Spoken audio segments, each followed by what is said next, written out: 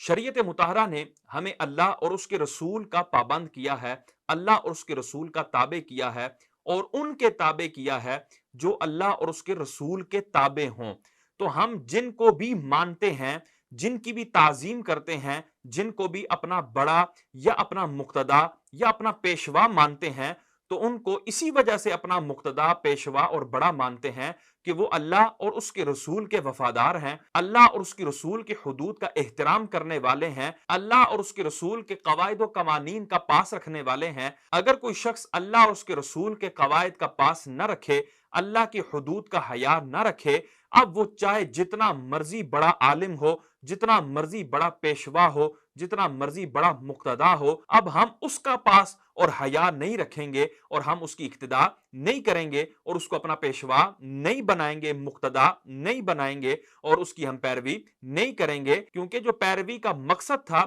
وہ تھا اللہ اور اس کے رسول کی فرما برداری۔ اب وہ ہی نہ رہی تو اس کی اقتداء کس چیز میں؟